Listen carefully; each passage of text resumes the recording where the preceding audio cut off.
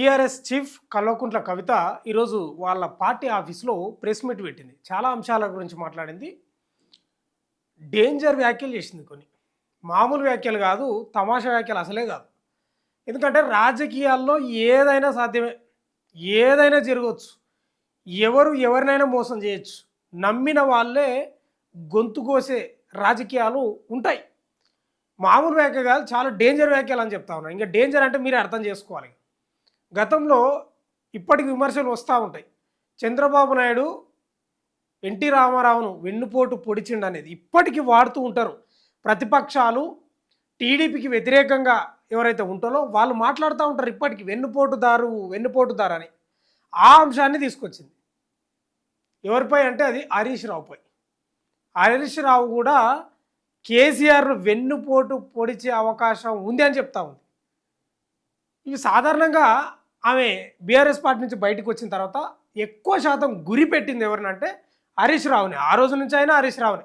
ఇక సంతోష్ రావును అటో ఇటో అన్నో అప్పుడో ఇప్పుడు కానీ పెద్దగా ఆయనను ఇప్పుడు ఏం ప్రస్తావిస్తలేదు. కానీ ఎక్కడ ప్రెస్ మీట్ పెట్టినా ఒకవేళ బీఆర్ఎస్ని విమర్శించాల్సి వస్తే కేటీఆర్ కంటే హరీష్ రావుని ఎక్కువ విమర్శిస్తుంది. గుంటన కంటది చాలా డేంజర్. ఇంకా రకరకాలుగా వాడుతుంటుంది ఆమె. ఈరోజు ప్రెస్ మీట్లో చాలా అంశాలు మాట్లాడింది. చాలా అంటే చాలా అంశాలు మాట్లాడింది. మొన్న రేవంత్ రెడ్డి లండన్ పోయిండు. రకరకాలుగా అక్బరుద్దీన్ వాళ్ళ బిడ్డ పెళ్ళి కానీ ఇంకా ఏదో ప్రతినిధులతో మాట్లాడాలని అక్కడ రహస్యంగా భేటీ అయిందంట హరీష్ రావు. లాలూచి పడ్డరు ఇద్దరు. ఇదొక వ్యాఖ్య, ఇదొక విమర్శ.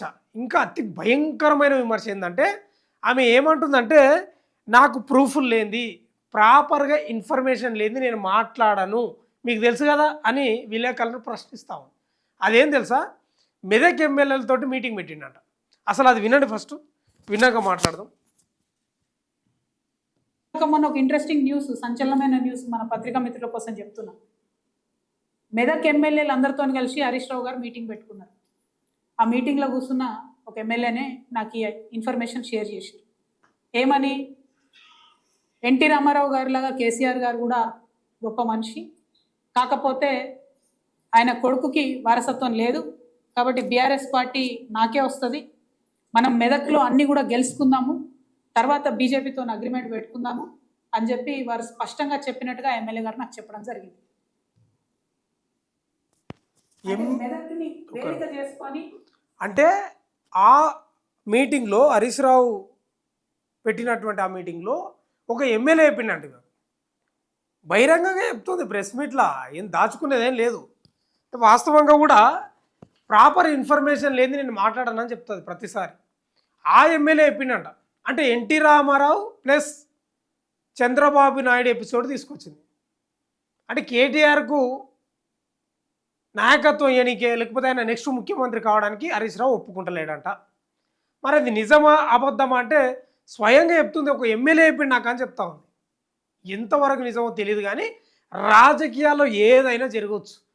మనకు వార్తలు వస్తూనే ఉంటాయి. వార్తలు హరీష్ రావుకు కేటీఆర్కు లోపల చాలా యుద్ధాలు నడుస్తాయి. ఏదో మీడియా ముందు ఏదో అట్లా నడుస్తూ ఉంటారని.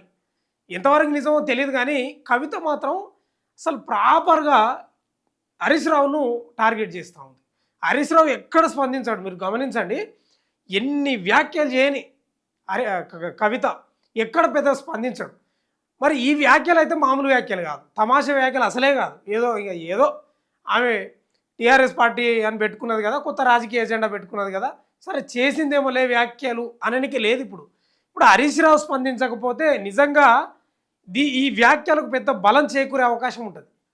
ఎందుకు ఈ మాట అంటున్నట్టే ఎమ్మెల్యే చెప్పిండంట కదా, సరే ఎవరో ఏదో ఊహాగానం వచ్చింది నాకు, ఒక వినిపించింది నాకంటే అది వేరే విషయం. ఒక ఎమ్మెల్యే చెప్పిండంట, హరీష్ రావు ఆ మీటింగ్లో పాల్గొన్నటువంటి ఎమ్మెల్యే చెప్పిండంటే మరి ఏం జరుగుతుంది?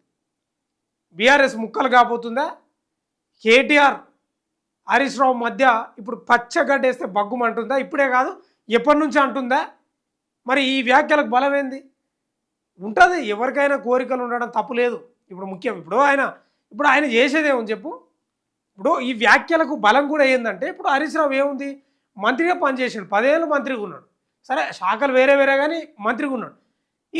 ఇక మంత్రి చేసి కూడా ఉంటుంది అవకాశం, ఒక ఆలోచన ఉంటుంది, ఒక కోరిక ఉంటుంది ముఖ్యమంత్రి కావాలనేది.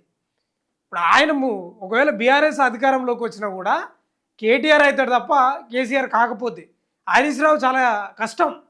ఆయన ఏమైనా ఎమ్మెల్యేలను కుంపటి పెట్టుకొని ఏమైనా పక్కకు పోయి అన్నట్టు బీజేపీ సహకారం తీసుకొని ఏమైనా చేస్తే తప్ప బీఆర్ఎస్లో ఉంటే మాత్రం సాధ్యం కాదు. ఉండొచ్చు, ఆయనకు కూడా గుసగుసలు వినిపిస్తూ ఉన్నాయి. మంత్రి పదవి వేసిండు, ఇక నెక్స్ట్ ముఖ్యమంత్రి. నాకేం తక్కువ, తెలంగాణ 2001 నుంచి కేసీఆర్ వెంబడే ఉన్నా, అంతకు ముందు నుంచి కూడా ఉన్నా అనుకో. మరి నేను కదా ముఖ్యమంత్రి కావాల్సింది అని ఆయన భావన్నట్ట. అయితే కేసీఆర్ కూడా ఎప్పుడో ఒకసారి అన్నాడంట హరీష్ రావును ఈ వ్యాఖ్యల నేపథ్యంలో. ఇప్పుడు కాదు, చాలా ఏళ్ళ క్రితం నాకు వినిపించింది. హరీష్, ఇప్పుడు నీ ఆస్తులు ఉన్నాయి, ఎవరికి పోతాయి అంటే నా కొడుకు పోతాయి, నా వారసులకు పోతాయి. ఇప్పుడు నా ఆస్తులు ఉన్నాయి, ఎవరికి పోతాయి, నీ కొడుకు పోతాయి, అంతే కదా. మరి నేను పెట్టినటువంటి పార్టీ, నేను ముఖ్యమంత్రి ఉన్నా, నెక్స్ట్ ఎవరైతారు, నా వారసత్వం ఎవరంటే నీ కొడుకు. కాబట్టి సైలెంట్గా ఉండు, నీకు ఎలాంటి డోకా ఉండదు, బీఆర్ఎస్ ప్రభుత్వంలో నీ స్థానం నీకు ఉంటుందని ఎప్పుడో చెప్పిండంట. ఇప్పుడు కాదు, ఎప్పుడో ఆయన అధికారంలో ఉన్నప్పుడే హరీష్ రావు వేరే కుంపటి పెడుతుర్రు అది ఇదని బీజేపీ అప్పట్లో కూడా ఆరోపణలు చేసింది, కాంగ్రెస్ కూడా చేసింది. కానీ ఈమె చేసిన వ్యాఖ్యలు మాత్రం చాలా డేంజర్ వ్యాఖ్యలు. హరీష్ రావు స్పందించకపోతే మామూలుగా చాలా డేంజర్. ఇంకేం మాట్లాడిందో ఒకసారి విందాము. బీఆర్ఎస్ పార్టీని హస్తగతం చేసుకొని ఎన్టీ రామారావు గారి పేరు తీసిరంటేనే ఈయన కేసీఆర్కి వెన్నుపోటు పొడుస్తాడు అనేది మనం స్పష్టంగా అర్థం చేసుకోవాలి. మరి బీజేపీలతో ఈయనకు అండర్స్టాండింగ్ ఉందని నువ్వెట్లా అంటావు అంటే, ఒక పేరు చెప్తున్నా రాసుకోండి, Raj Pushpa open sky villas. Raj Pushpa open sky villas, ఇది ఇంట్రెస్టింగ్ ఉంటుంది చాలు. ఈ రాజ్ పుష్ప ఓపెన్ స్కై విల్లాస్లో ఒక ఇంటి నుండి పాలల్లో పసుపు మిరియాలు కలిపి హరీష్ రావు గారి ఇంటికి పోతాయి. అంటే అది కోడ్ అన్నట్టు. అక్కడికి వచ్చే ఆర్ఎస్ఎస్ పెద్ద మనిషి మిరియాలు పసుపు కలిపిన పాలే తాగుతాడు పొద్దుంతా. ఆయన ఎవరో మీరు ఇంటర్నెట్ వెతికితే మీకు తెలిసిపోతారు. ఆ పెద్ద మనిషి ఆడికి వచ్చిన రోజు హరీష్ రావు గారి ఇంటికి పాలు పోతాయి అన్నట్టు. పోగానే హరీష్ రావు గారు ఆయన కార్యక్రమాలను బంద్ పెట్టుకొని ఆ ఇంటికి పోతాడు. అక్కడ ఆర్ఎస్ఎస్ పెద్ద మనిషితో పలు దఫాలుగా మీటింగ్ జరిగింది. ఈ టోటల్ అంటే సిగ్నలా, ఆ పాలల్లో పసుపు పాలు హరీష్ రావు ఇంటికి పోతే అది సిగ్నలు వస్తాడని చెప్తా ఉంది. ఇవైతే అసలు మామూలు వ్యాఖ్యలు అస్సలు కాదే కాదు. ఇక అండర్స్టాండింగ్ ఏంటంటే, బీఆర్ఎస్ పార్టీని హస్తగతం చేసుకొని వెన్నుపోటు పొడిచే రాజకీయం. సరే, నేను బీఆర్ఎస్ పార్టీలు లేను, బీఆర్ఎస్ పార్టీ ఏమైతే నాకేందో అది 1000 చెక్కలైనా 3 ముక్కలైనా నాకు వచ్చేది లేదు, పోయేది లేదు. కానీ ఇక్కడ హరీష్ రావు గుంటనక్క అనేటటువంటి వ్యక్తి యొక్క వ్యక్తిత్వం తెలంగాణ ప్రజలకు తెలవాలి కాబట్టి చెప్తున్నాం. ఉన్న పార్టీని, ఉన్న ఇంటిని, తిన్నింటి వాసాలు లెక్కబెట్టేటటువంటి వ్యక్తిత్వం. మంత్రిగా ఉన్నప్పుడు ఆ పవర్తో చేసినటువంటి అవినీతి పరుడిని ప్రజలకు మళ్ళొకసారి నేను గుర్తు చేస్తా ఉన్నాను. ఇటువంటి అవినీతి పరుడు, ఇటువంటి వెన్నుపోటుదారుడు ఇప్పుడున్న ముఖ్యమంత్రితో వీళ్ళిద్దరికి లాలూచు. అంటే ఎటువంటి రాజకీయాలను ప్రోత్సహించాలో దయచేసి తెలంగాణ ప్రజలు ఒక్కసారి ఆలోచన చేసుకోమని నేను కోరుతున్నా. అదే ముఖ్యమంత్రి రేవంత్ రెడ్డి కూడా అప్పుడప్పుడు సభలలో మాట్లాడుతుంటాడు. నువ్వు ఎవరితోటి మాట్లాడుతున్నావో తెలియదా, నీ చీకటి ఒప్పందాలు ఏందో తెలియదా, నువ్వు ఎవరిని కలుస్తున్నావో తెలియదా అని బహిరంగంగానే మాట్లాడతారు రేవంత్ రెడ్డి. అంటే బీజేపీతోటి టచ్లో ఉన్నాడు అనేది ఆయన చెప్పేది. ఆయన చేసే వ్యాఖ్యలే కవిత కూడా చేస్తూ ఉంది. కవిత చేసే వ్యాఖ్యలు మాత్రం చాలా డేంజర్. ఇప్పుడు ఈ వ్యాఖ్యలతో కేటీఆర్ నిద్ర పడుతుందో లేదో, మరి కేసీఆర్ కూడా నిద్ర పట్టదేమో. మరి అంత డేంజర్గా ఉన్నాయి మామూలు వ్యాఖ్యల. ఆర్ఎస్ఎస్ నేతనంట పసుపు ఏదో నీళ్లు పాలు హరీష్ రావు ఇంటికి పోతే ఆ సిగ్నల్ తోటి వచ్చి భేటీ అవుతాడట. ఏం జరుగుతుందేమో అసలు. కానీ ఒకటి మాత్రం నిజం, సరే కవిత చాలా వ్యాఖ్యలు చేసింది, గుంటనాక్ కానీ లేదా విమర్శలు చేసింది, వ్యక్తిగతంగానే విమర్శలు చేస్తూ పోతుంది.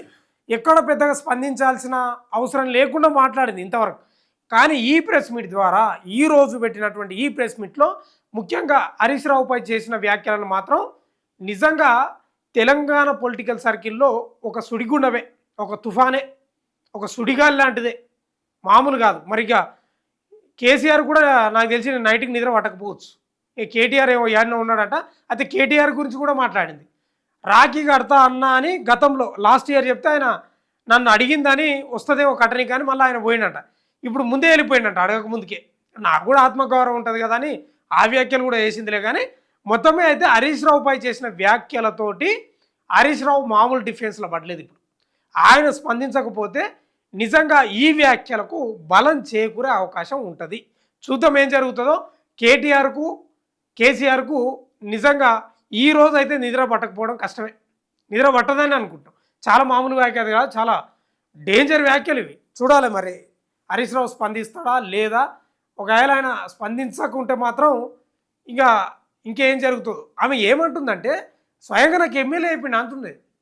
ప్రాపర్గా ఇన్ఫర్మేషన్ ఉంది నాకు, నేను అట్లా ఇన్ఫర్మేషన్ లేకుండా నేను మాట్లాడలేను అని చెప్తా ఉంది. మరి చూడాలి హరీష్ రావు ఎట్లా స్పందిస్తాడో ఏం కథనో. కానీ ఆమె ఏంటంటే ఎన్టీఆర్ చంద్రబాబు నాయుడు మధ్య జరిగినటువంటి అప్పట్లో 90స్లో ఇప్పుడు జరిగే అవకాశం ఉందని చెప్తా ఉంది. ఇది పెద్ద బాంబే. చూడాలి హరీష్ రావు స్పందిస్తాడా లేదా. చూస్తూనే ఉండండి మన తొలి వెలుగు.